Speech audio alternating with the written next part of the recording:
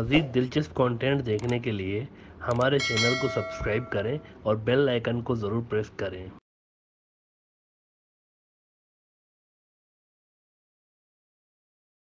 बहुत से दोस्तों ने ये सवाल उठाया हुआ है कि चाइना क्यों इस्लामी निज़ाम को सपोर्ट कर रहा है अफ़गानिस्तान के अंदर। सोचने वाली बात है ना, इस्लामी निज़ाम को क्यों सपोर्ट कर रहा है, हालांकि वो ख़ुद भी तो अलग नज़रिया रखता है ना।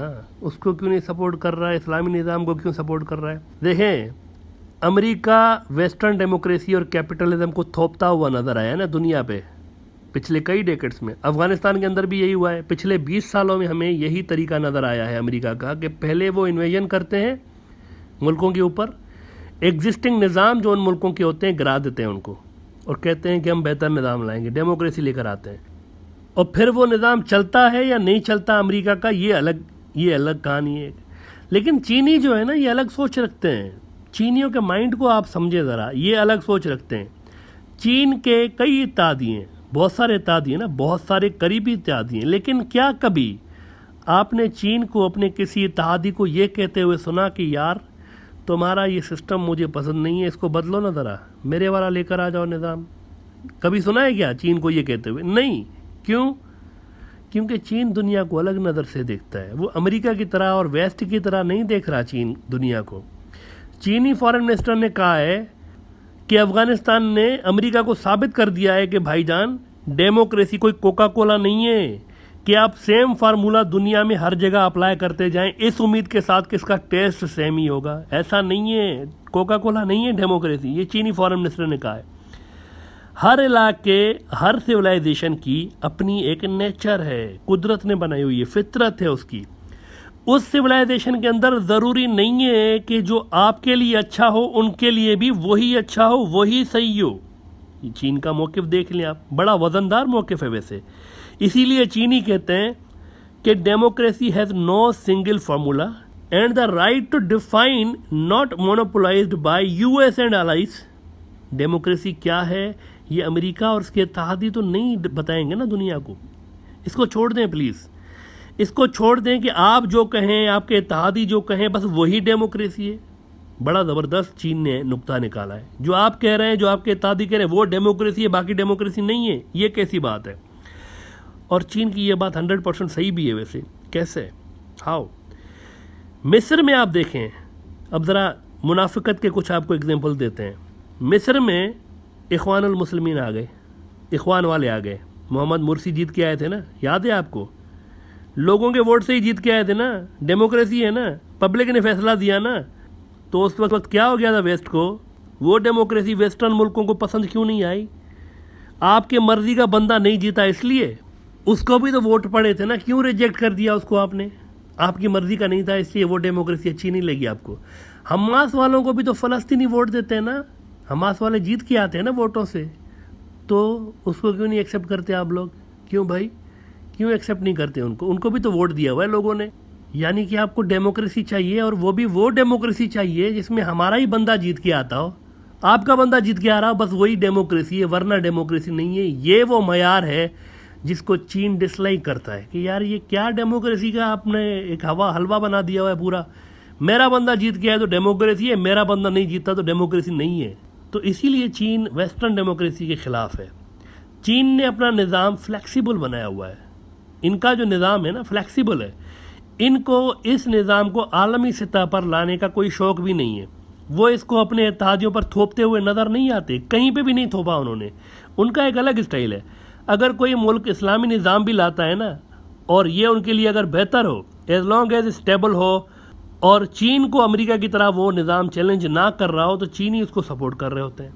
अच्छा, अब ये देखें, चीन ने ना एक बड़ी गहरी बात की हुई है और वेस्ट को इस पर सोचना भी चाहिए। वो कहते हैं कि what is democracy?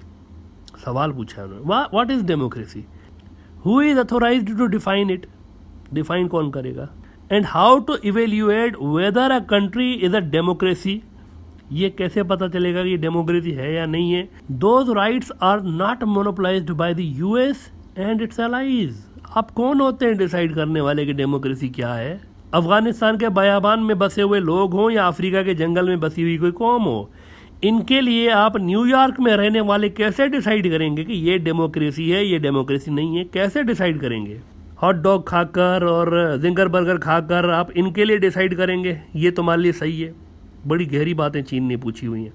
Her society की एक अलग कंपोजिशन होती है, नेचर अलग होती है, और वो ही अपने आप को दूसरों से बेहतर जानते हैं। वो किस तरह के लोग हैं, उनके लिए क्या सही है, ये वही जानते हैं बेहतर सबसे।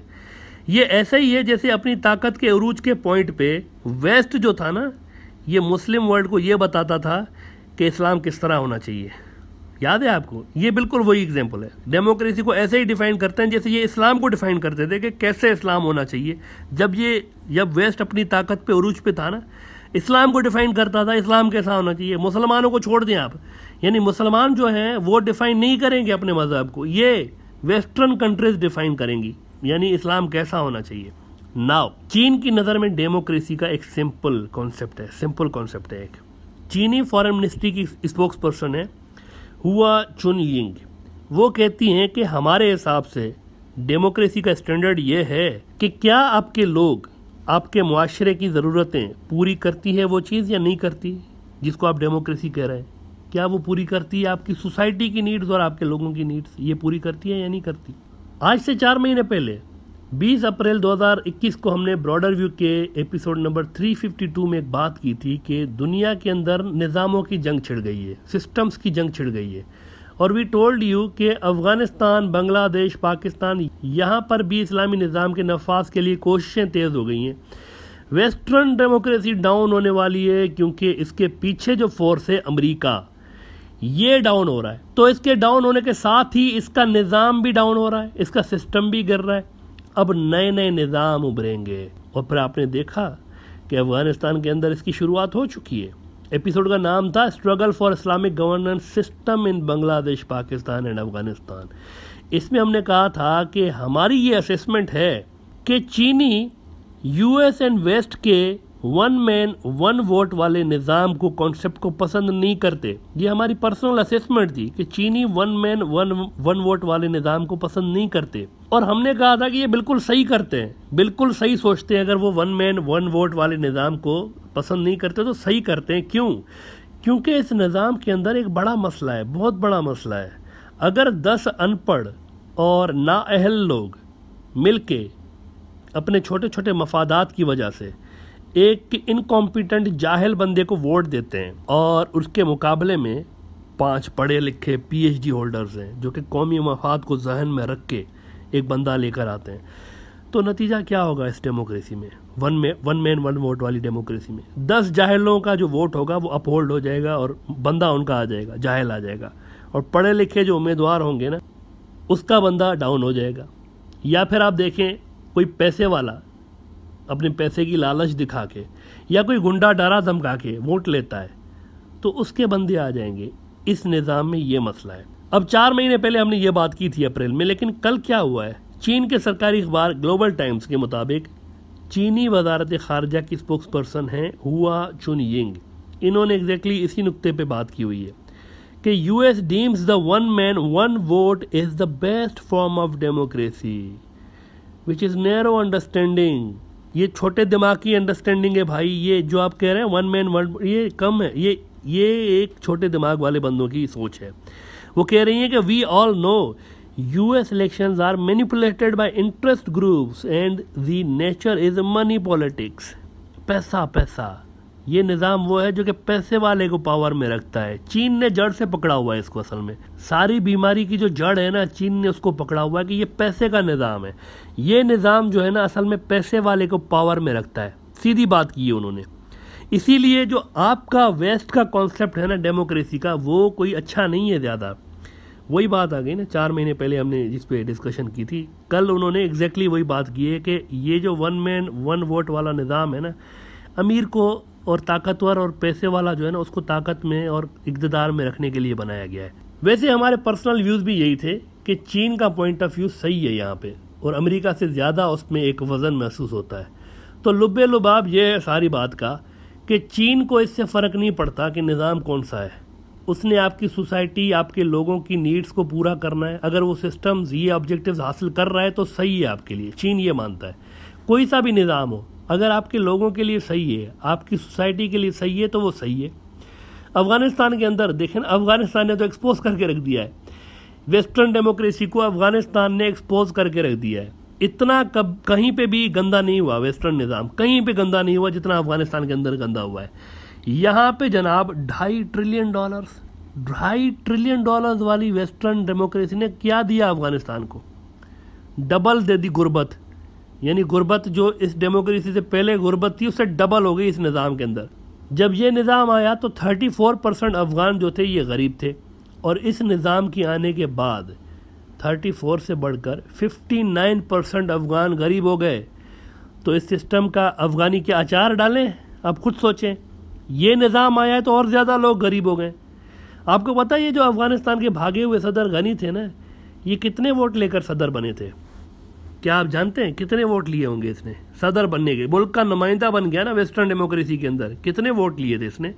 4.25 करोड़ की अफगानियों की आबादी है, इसमें से सिर्फ और सिर्फ 4.25 करोड़ में से 18 लाख लोगों ने वोट डाले थे उस इलेक्शन में, जब जिसमें ये सदर बना। 18 लाख लोगों ने वोट कास्ट किया। 4.25 करोड़ की आबादी में 18 लाख ने वोट डाला। और अमेरिका और वेस्ट के इस निज़ाम का ज़रा हाल देखें कि जिन 18 लाख लोगों ने वोट डाला है उसमें से भी गनी को सिर्फ और सिर्फ 51% वोट मिले थे। यानी 3.7 करोड़ लोगों का मुल्क है, 3.7 करोड़ लोगों का जो रूलर है ना, इसको चुना है सिर्फ 9 लाख लोगों ने। 3 करोड़ 70 लाख लोग थे उस वक्त अफगानिस्तान में, और गनी को कितने वोट मिले? उनमें से 9 लाख, और ये सदर बन के बैठ गया। ये निज़ाम है भाई, ये डेमोक्रेसी है। No wonder why Chinese foreign ministry ने सवाल किया है अमेरिका और दूसरों से कि कहते रहते हो कि हमारी तरह बनो, हमारी तरह डेमोक्रेसी लाओ। ज़रा ये तो बताओ कि जिन जिन मुल्कों पे हमला करके ज़बरदस्ती तुमने अपना निज़ाम वहाँ पर लगाया, अफ़गानिस्तान, इराक़, शाम, वहाँ कौन सा अमन और आज़ादी और सिक्योरिटी लेकर आए आप भाई? क्या वहाँ अमन है? वहाँ क्या फ्रीडम है? कौन सा तीर मारा है इन मुल्कों के अंदर? आपने अपना निज़ाम इम्प्लीमेंट किया ना ज़बरदस्ती डंडे के तौर पर, क्या मिला? आपका निज़ाम फेल हुआ है हर जगह। दूसरे लफ्ज़ों में वो ये कह रहे हैं अमेरिका को कि किस मुंह से फिर आप इस गले सड़े निज़ाम को प्रमोट करते फिर रहे हैं दुनिया में। नाउ ये क्या है? ये आने वाली दुनिया की झलक है जो कि नई सुपर पावर दिखा रही है कि अगली जो दुनिया होगी वो कैसे होगी। ये हर उस जगह पर निज़ाम की तब्दीली, वेस्टर्न डेमोक्रेसी को हटाने की हिमायत करने जा रहे हैं चीनी, जहाँ पर ये निज़ाम नहीं चल रहा और जहाँ के लोगों की ख्वाहिश है और उनकी नीड्स पूरी नहीं हो रही, उनके मुआशरे की नीड्स पूरी नहीं हो रही ना, ये उसको हटाएंगे अमेरिका के निज़ाम को। लेकिन जहाँ जहाँ ये सिस्टम नीड्स पूरी कर रहा मुआशरे की और वहाँ के लोगों की, जहाँ जहाँ ये फ़ायदेमंद है उस मुल्क की इकोनॉमी के लिए, उस मुल्क के लोगों के लिए फ़ायदेमंद है, तो चीन को कोई एतराज़ नहीं होगा। वेस्टर्न डेमोक्रेसी वहाँ कंटिन्यू रखेंगे। ये चीन का मंसूबा है दुनिया के लिए। जहाँ जहाँ वेस्टर्न निज़ाम कायम है, जैसे कि यूरोप के बहुत सारे मुल्कों में वहाँ चल रहा है, रिजल्ट्स दे रहा है, चीनियों को कोई प्रॉब्लम नहीं। लेकिन जहाँ पर रिजल्ट्स नहीं दे रहा, चीनी इसको चेंज करने की हिमायत ज़रूर करेंगे। लिहाजा आने वाला वक्त अंडर डेवलप्ड मुस्लिम मुल्कों के अंदर वेस्टर्न डेमोक्रेसीज जो है ना, इस निज़ाम को तब्दील करने जा रहा है आने वाला वक्त, और उसकी शुरुआत अफ़गानिस्तान से हुई है। और वो जो बात हमने की थी कल के, एक लंबी लाइन लगने वाली है उन मुल्कों की जो कि अफ़गानिस्तान को एक्सेप्ट करने जा रहे हैं। इसमें रूस के सदर पुतिन का ये बयान देख लें जिसमें साफ नज़र आ रहा है कि चीन का ये कम्प्रीहेंसिव स्ट्रेटजिक पार्टनर रूस, ये भी अफ़गानिस्तान के अंदर इस्लामी रूल को सपोर्ट करने जा रहा है। ये कहकर पुतिन ने इशारा दे दिया है कि other countries must not impose their values on Afghanistan. There you are, tables are turned now. वो इस्लामी रूल के नफाज के लिए आवाज़ें उठाने वाले ग्रुप जो कभी अहले सफ़ा मरदूद हरम समझे जाते थे, अब मसनद पे बैठने जा रहे हैं।